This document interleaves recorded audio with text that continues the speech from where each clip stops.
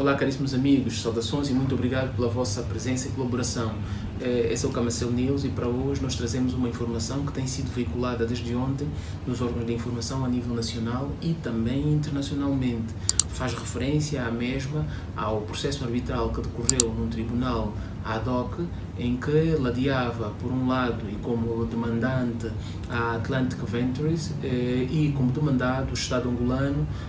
na pessoa do Presidente da República e outros entes menores públicos. Essa arbitragem teve como base a concessão e o decreto presidencial 207/17 de 20 de setembro, que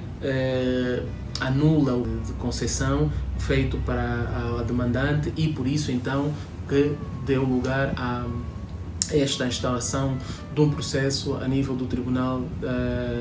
Arbitral ad hoc. Lembrar aqui a todos que este processo, ou as investidas feitas a nível desse processo, que já datam desde 2018, se a memória não me atraiçoa, vêm já de uma ação intentada inicialmente na CCI de Paris pelo mesmo requerente, no caso demandante, em como a CCI de Paris entendeu que de facto não tinha competência para ajuizar da questão e que não seria ela, então, o tribunal criado a nível da CCI, o tribunal competente para sobre essa matéria se pronunciar, tendo in limine, se quisermos, indeferido o pedido de seguimento desta arbitragem a nível da CCI, razão pela qual entendemos nós, se calhar por estratégia de defesa também da parte dos advogados da demandante, foi então num tribunal ad hoc requerida exatamente a mesma providência para que fosse ajuizado o mérito da questão. Sucede, porém, e é desta decisão que nós fomos notificados e, pelo menos, informados, né, porque nós somos partes, fomos informados publicamente com o anúncio que se fez e que seguiu depois a divulgação dessa mesma sentença arbitral, em como, por decisão interlocutória final, o Tribunal Arbitral ad hoc havia decidido também em não dar seguimento a essa arbitragem por considerar-se incompetente para ajuizar da questão do mérito desse mesmo conflito. Posto isso, se colocam hoje uma série de questões relativamente a saber se efetivamente aquela arbitragem é uma arbitragem internacional, se é uma arbitragem interna, que passos poderão ser dados de agora em diante, será que estamos efetivamente diante de um processo que já conheceu o seu fim e não poderá mais haver qualquer possibilidade de se retornar ao tribunal com a mesma questão, com o mesmo pedido ou com a mesma causa de pedido, pelo menos, já que inclusive essa foi uma decisão interlocutória, pelo que não afasta o pedido, até porque o tribunal não se pronunciou sobre o pedido como tal, mas numa decisão interlocutória, aferindo primeiro a sua competência, aqui no âmbito do princípio da competência, saber se de facto podia ou não poderia este mesmo tribunal ad hoc resolver essa questão e dar consequentemente seguimento à arbitragem. Uma vez colocada esta questão pela demandada, depois de notificada da arbitragem, o tribunal ad hoc, e muito bem, fê-lo, não é? Decidiu primeiro, antes de dar seguimento, de forma interlocutória,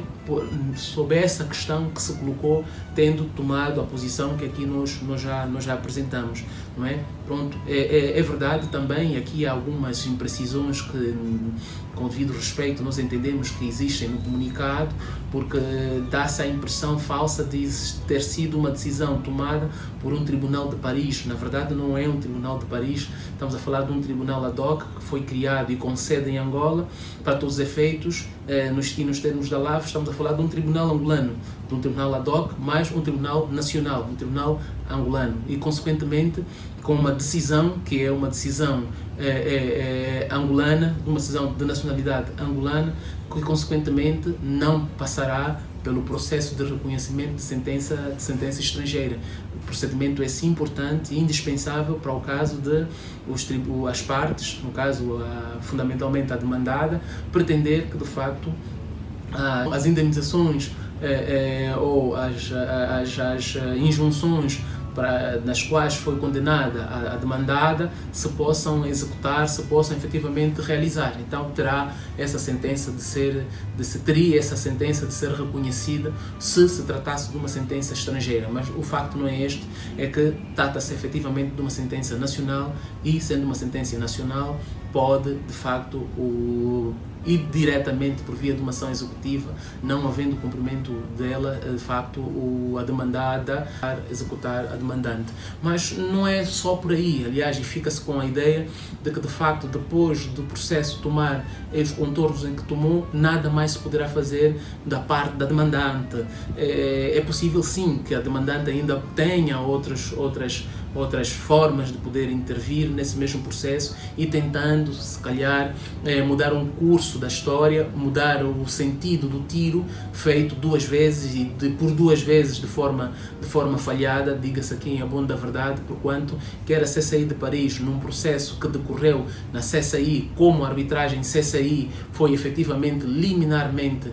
indeferido por conta de razões que se prendem com a competência, não é? A CCI considerou-se incompetente para tratar da questão e, consequentemente, pôs fim ao procedimento arbitral, quer também agora com o Tribunal ad hoc, num segundo processo, em que, igualmente, esse Tribunal ad hoc se considera incompetente para poder tratar do mérito da questão, tendo-lo feito, e muito bem, como já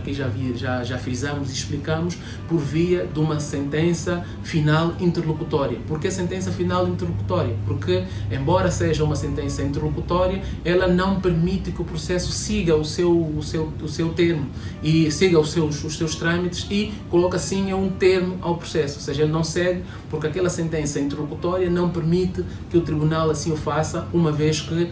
a decisão interlocutória foi relativamente à questão da competência do próprio tribunal. Mas dizíamos aqui que é que a demandante poderá fazer mais? Eventualmente, e nos termos da LAV, que é a lei aplicável aqui ao processo, a demandante poderá, querendo se entender que houve alguma situação anómala e que seja passível de recurso, poderá, sim senhora, e por que não, recorrer da decisão, sendo que esse recurso poderá ser de anulação ou um recurso de mérito, porque nos termos da LAV, tratando-se de uma arbitragem interna, a regra é da recorribilidade, fica atrelada ao facto de saber se as partes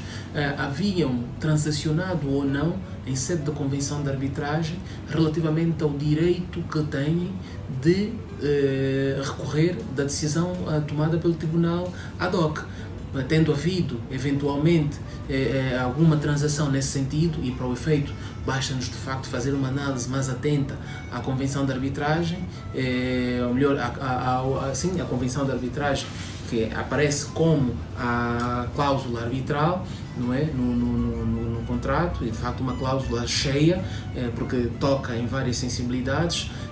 mas dizíamos que temos de fazer essa análise e perceber se efetivamente houve ou não houve, por parte das partes,